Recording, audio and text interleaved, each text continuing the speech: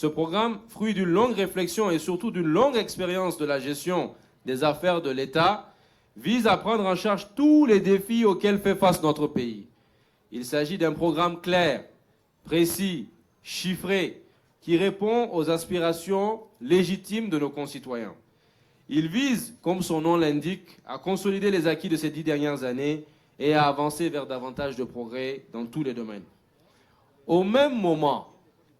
nous observons dans le camp adverse le développement et la prolifération d'idées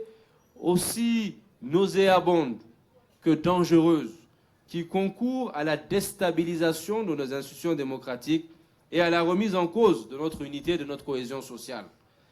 En effet, quelle ne fut notre stupéfaction d'entendre venant d'un ancien Premier ministre et ancien président de l'Assemblée nationale, et de surcroît prétendant diriger le Niger un jour,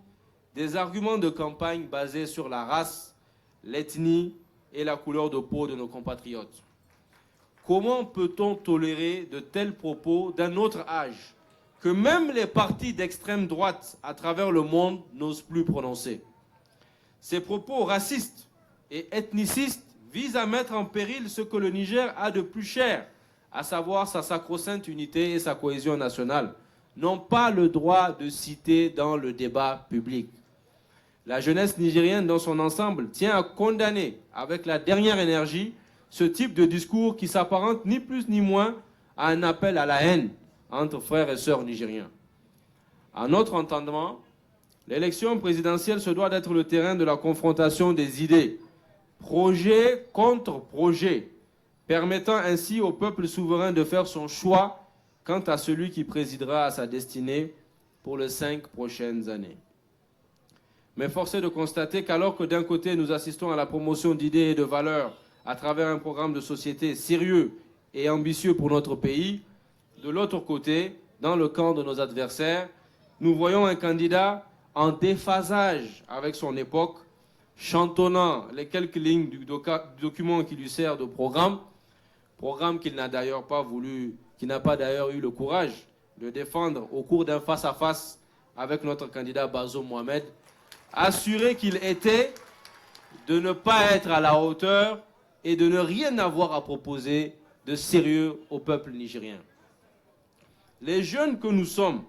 surtout indignés par la manière avec laquelle le candidat Mahaman Ousmane est devenu véritablement l'otage d'un individu. Cet individu bien connu des Nigériens par ses idées d'un autre âge, extrémiste, qui n'a pour objectif que d'attenter à l'unité nationale de notre pays. Ainsi, après l'épisode sciemment orchestré sur la nationalité de notre candidat, voilà que ce monsieur s'invite sur le terrain du tribalisme, de l'ethnocentrisme et du racisme, terrain au demeurant qu'il a toujours affectionné. Nous en appelons donc aux jeunes de tout le Niger, sans distinction, à dire non à la division, non au tribalisme, non au régionalisme, non à l'ethnocentrisme, non au racisme et non à toute entreprise d'atteinte à l'unité nationale, à la paix et à la cohésion sociale. Nous les appelons à se dresser comme un seul homme pour contrecarrer ce projet funeste que prépare le camp d'en face pour notre pays. À l'apologie du racisme et de la haine entre les individus, nous devons leur opposer le culte de la fraternité et de la solidarité entre les Nigériens. À l'apologie de la discorde, nous devons leur opposer le culte de la concorde nationale. À l'apologie du mensonge et à la diffusion de fausses nouvelles,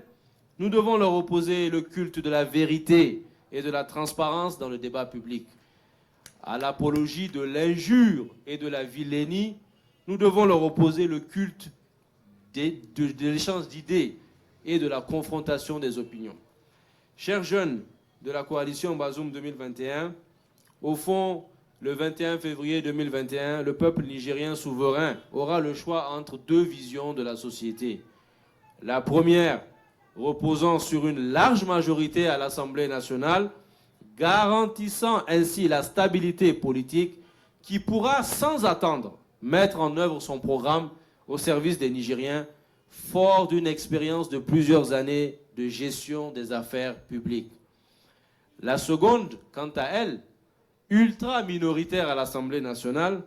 gage d'instabilité des institutions, se retrouvera ainsi dans l'incapacité de mettre en œuvre son simulacre de programme bâclé, car concocté à la hâte entre 2 allers-retours à Conakry pour garnir les caisses de campagne. À cet effet, comme l'avait dit un soutien du candidat Mohamed Ousmane, je cite, « Le Niger n'est pas à vendre. On ne vient pas avec des euros ou des dollars pour acheter un poste de président de la République. » Eh bien, nous voudrions à notre tour lui rétorquer que s'il est bien vrai que des euros et des dollars ne peuvent acheter, comme il le dit, un poste de président de la République, ce ne sont assurément pas des francs guinéens qui pourront le faire.